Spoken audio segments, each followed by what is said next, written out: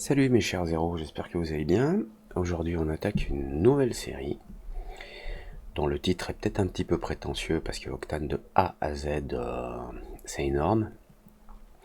Ceci dit, c'est sur une idée de Dolores Ruiz qui m'a demandé si je pouvais parler des paramètres de Octane sur Cinéma 4D 2024 ou du multipass. Et puis je me suis rendu compte que parler des paramètres, waouh, c'est super vaste quoi. C'est super vaste et je me suis même fait la réflexion. Pour être franc, je pense que dans Octane, il y a presque autant de paramètres que dans Cinema 4D tout entier en enlevant Redshift. Donc c'est un gros sujet, donc je l'appelle de A à Z parce que je vais essayer de faire de A à Z, ce sera sans doute de A à Y, parce qu'il y a vraiment énormément de paramètres et d'interactions entre les paramètres.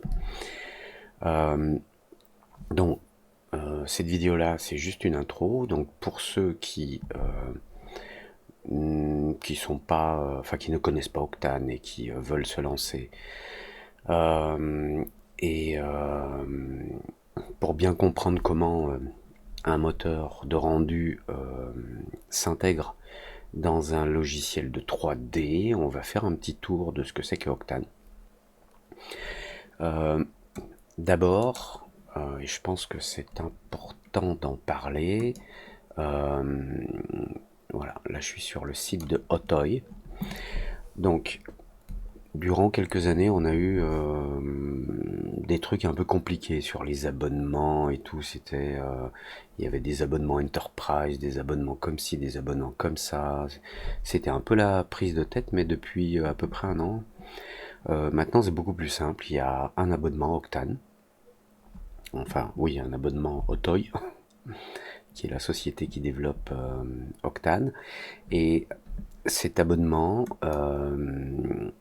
si on souscrit pour un an, ça coûte 20 € par mois, donc x 12. Mais c'est relativement intéressant parce que le prix est relativement bas. Et ce qui est bien, c'est qu'Octane marche sur plein de systèmes, plein de logiciels 3D. Ce qui fait que si on bosse dans la 3D et qu'on, pour une entreprise, on utilise 3ds Max, pour une autre Maya, ailleurs Blender chez soi, puisque Blender est toujours gratuit. Pas Octane pour Blender, mais Blender. On utilise Cinema 4D ici, Modo là. Euh, on retrouve toujours à 98% les mêmes paramètres sous Octane d'un logiciel à l'autre. Donc vu que c'est un des logiciels, et vous voyez la liste des logos là en bas, attendez, je vais essayer de la déplacer. La liste des logiciels dans lesquels Octane fonctionne est énorme. Donc avoir ce confort-là de passer d'un logiciel à l'autre avec toujours les mêmes fonctionnalités dans Octane, c'est vraiment un confort considérable. Et puis avec cette licence, vous avez accès à d'autres choses, comme notamment j'adore Embergen FX pour faire des simulations de fluides, mais pour l'instant ça n'intègre pas encore vraiment les liquides. Mais tout ce qui est feu, fumée, des effets de particules et tout, donc, très bien.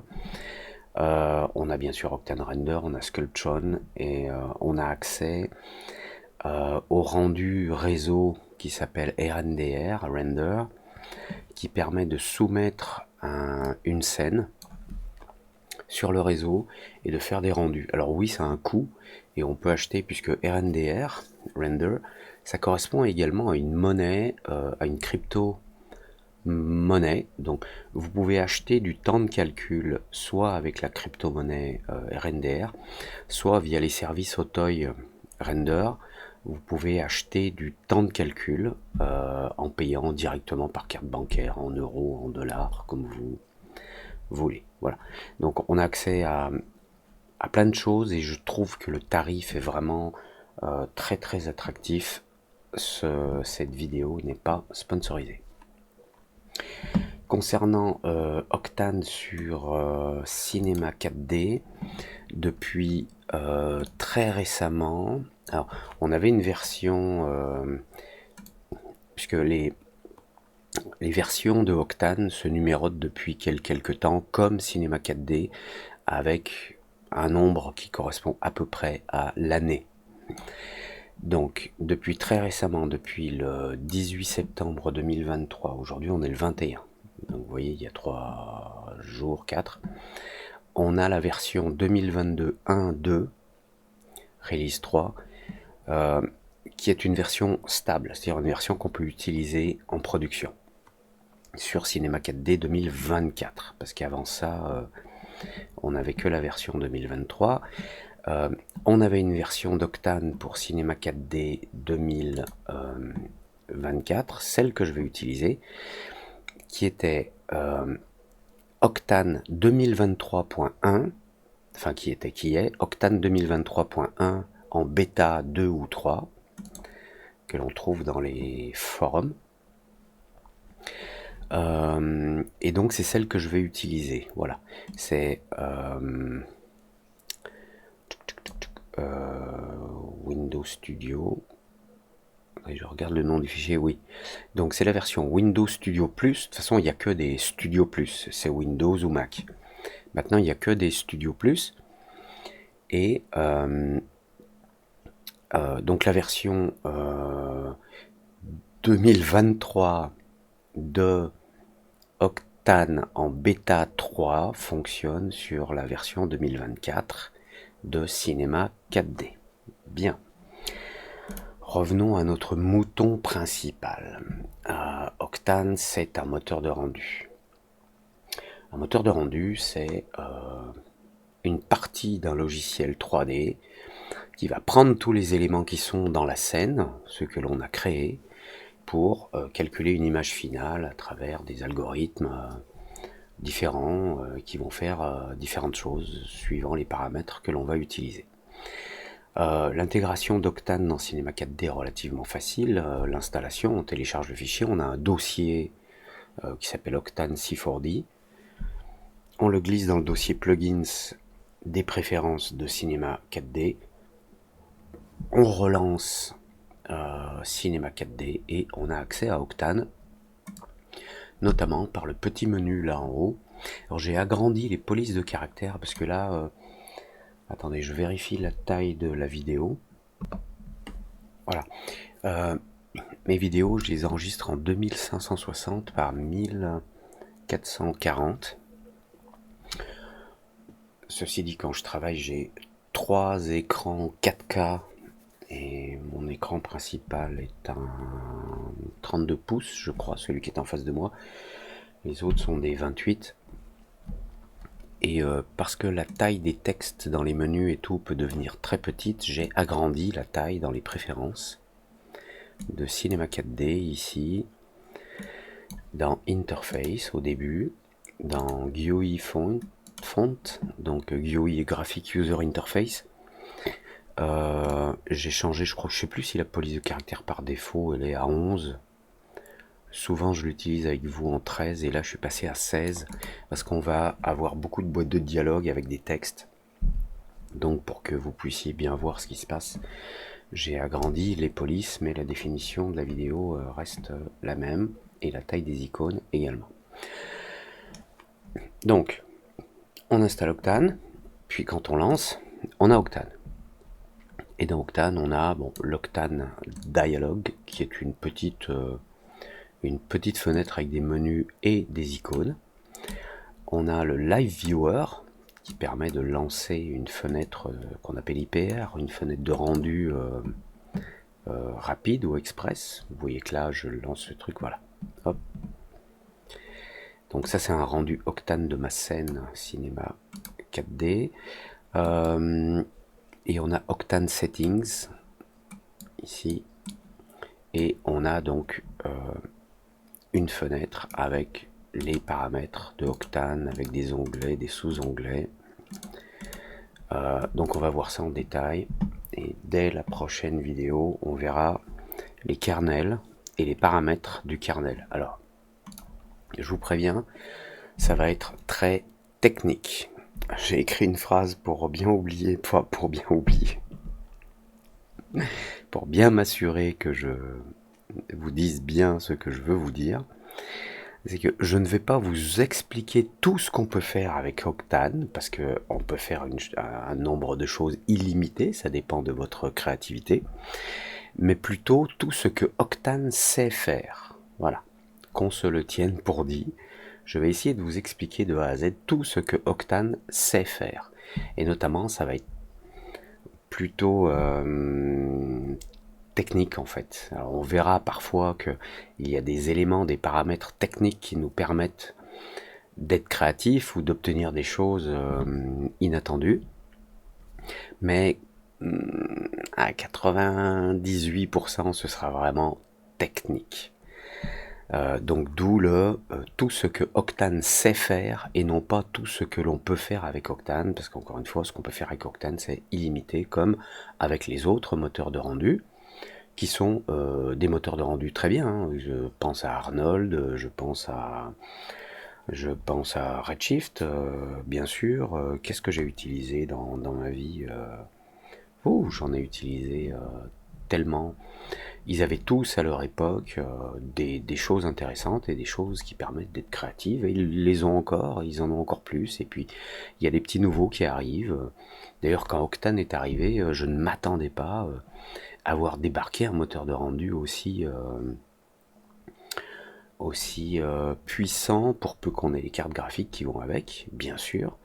Mais ça a pour moi été une espèce de petite révolution dans ma façon de faire la 3D, parce que ne pas avoir à attendre une minute ou deux pour avoir une prévisualisation rapide de ce qu'on est en train de faire, mais de voir en temps réel quand on change une texture en 3 secondes, de voir ce que ça fait sur l'image finale, franchement ça a été une révolution. Et Octane n'est pas le premier moteur de rendu qu'on appelle RT, Real Time. V-Ray à l'époque avait sa version Real Time, mais avec la partie Real Time sur les GPU de V-Ray, on avait des choses complètement différentes de ce que l'on pouvait avoir ensuite avec le moteur de rendu qui utilisait le processeur, et c'était très très très agaçant. Donc soit on faisait que du real time RT, et c'est le moteur V-Ray qu'on utilisait, le kernel V-Ray qu'on utilisait pour faire les rendus, soit on utilisait le kernel CPU, celui qui utilisait le processeur du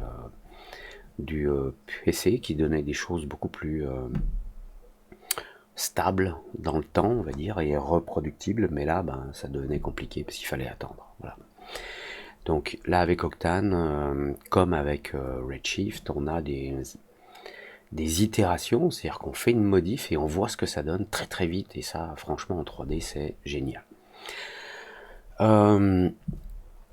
Pour terminer cette introduction, je vous ai dit plutôt que voilà, un moteur de rendu s'intègre dans un logiciel. Alors quand on installe Octane, je vais juste remettre un paramètre sans vous le montrer, un paramètre par défaut que j'ai l'habitude d'enlever dans les paramètres par défaut dans les paramètres par défaut d'Octane, dans mes scènes par défaut. Voilà, j'ai remis cette valeur par défaut. Pour vous montrer un truc, c'est que quand vous créez, allez, je vais faire un truc simple, un plan, une sphère. Si je lance le Live Viewer Window de Octane et que je clique sur le petit bouton là, Send your scene and restart new render. Donc il prend les éléments de la scène, il les envoie à Octane et il démarre un rendu. Et là on a ça. Alors on peut se dire ouais c'est cool et tout, donc je vais créer un nouveau matériau. Alors oui, la petite fenêtre de matériaux, c'est le bouton là. Material Manager. Cette zone peut se trouver ailleurs, hein, elle peut se trouver en bas, peu importe. Je clique là, je crée un New Default Material, un matériau par défaut. Je vais le colorer là en bas en rouge et je vais le mettre dans la sphère et c'est rouge. Donc, vous voyez, non seulement la sphère est rouge, mais il y a des reflets rouges là en bas. Alors on peut se dire c'est génial, Octane est super intégré parce que je mets un truc, je mets une texture avec une couleur sur un truc et j'ai une image. Donc ça paraît bien. Néanmoins, ce que l'on voit là est tout à fait différent de ce que l'on voit dans le moteur de rendu standard, dans le moteur de rendu physique ou dans le moteur de rendu Redshift. Parce que Octane, ici, quand je fais ce rendu là, juste je mets un plan, une sphère, une couleur, un matériau basique avec une cool couleur.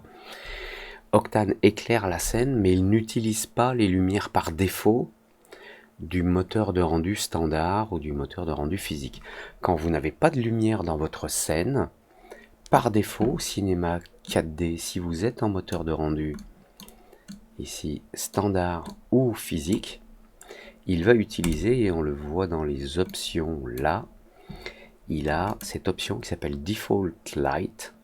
Si vous n'avez pas de lumière, il va vous créer 2 ou 3, je sais plus, 2 je crois, 2 lumières par défaut. Et même ici, si je suis sur le moteur de rendu, dans les paramètres de rendu, dans les options, si j'active le Default Light, Octane n'utilise pas les lumières par défaut, il utilise autre chose, il utilise une émission environnementale. Je peux décocher ici les lumières par défaut, ça ne fait rien. Je me mets ici sur Octane Render, je vais dans Options, je coche les lumières par défaut, je relance le rendu, ça fait rien, je décoche, ça ne fait rien. Parce que Octane n'utilise pas les lumières par défaut, il utilise autre chose qu'on va trouver dans les réglages. Donc, soit par le menu Octane Settings, soit si vous avez la fenêtre Live Viewer Window ouverte, celle-ci, soit si vous avez l'Octane Dialog, celle-ci ouverte, vous avez le petit engrenage ici, et je pense que vous avez même là, non? Non. Le petit engrenage là ou là, quand vous cliquez dessus, ça ouvre la fenêtre des paramètres de Octane, et dans Settings, dans l'onglet Settings, dans cet onglet Env, qui veut dire Environment, vous avez un éclairage environnemental par défaut qui est pas blanc mais presque blanc, gris. Et moi j'ai l'habitude, quand j'installe Octane dans une nouvelle version, quand je réinstalle une nouvelle version d'Octane ou quand je reset mes paramètres, j'ai l'habitude de mettre cet éclairage environnemental et vous voyez que ça vient de changer. Voilà, si j'éclaire en rouge, j'ai l'habitude de le mettre à 0 pour ne pas tomber dans le panneau de mais j'ai des lumières, j'ai déjà un éclairage. Alors, bien sûr, cet éclairage environnemental par défaut va avoir son incidence parce que si vous le laissez, par exemple, je vais mettre un petit peu rouge, et si on ajoute une lumière, on verra ça après, hein. Si je rajoute une lumière Octane, alors attendez, je vais la déplacer comme ça, je vais la relever, je vais la tourner, je vais la pousser là-bas, voilà. Si je rajoute une lumière Octane rectangulaire, j'ai quand même toujours ma lumière environnementale par défaut, que j'ai mis là en rouge, donc vous avez vu dans les options là, dans Settings, dans Environment, voilà. J'ai une lumière environnementale par défaut, rouge ou machin, et truc. Et quand on a une lumière environnementale par défaut, quand elle est presque blanche, on ne sait jamais qui éclaire quoi. Donc moi, je mets ça à 0. Enfin, je vais vous montrer exactement ce que je fais. J'installe Octane, ou ma nouvelle version de Octane. Je crée une scène vierge. Je règle CTRL D mes paramètres de projet, donc par exemple 25 images secondes, le nombre d'images Par défaut, dans ma scène, je veux des images de 0 à 200. Oh, excusez-moi, je suis sur la caméra. Là, donc 25 images secondes, image finale 250. Je vais tout de suite dans mes paramètres Octane. Je règle le kernel, c'est-à-dire le moteur de rendu que je veux utiliser, parce que on a le choix dans 5 moteurs. Celui que j'utilise pratiquement en exclusivité, c'est le Path Tracing. Par défaut, en plus, il est à 16 000 échantillons, donc moi je descends généralement à 340. Je regarde mes trucs, settings, je vais dans environment, et là, je dis lumière environnementale par défaut, 0. Et ensuite, je vais dans Window Customization, Save as Default Scene, et ça devient ma scène par défaut. Ce qui fait que quand je relance Cinema 4D, ou que je crée une nouvelle scène, dans ma scène par défaut, je n'ai pas de lumière environnementale, enfin de couleur environnementale d'éclairage Octane. Comme ça, je n'ai pas à aller l'enlever à chaque fois que je fais une nouvelle scène. Je préfère ajouter mon propre éclairage environnemental, HDRI, on verra ce que c'est, ou des lumières que je crée à la main, circulaires, des disques, des sphères, des rectangles, etc. Voilà, c'était l'introduction de cette série qui va être un petit peu longue, hein, parce qu'il y a beaucoup de paramètres. Et donc, dans la prochaine vidéo, on verra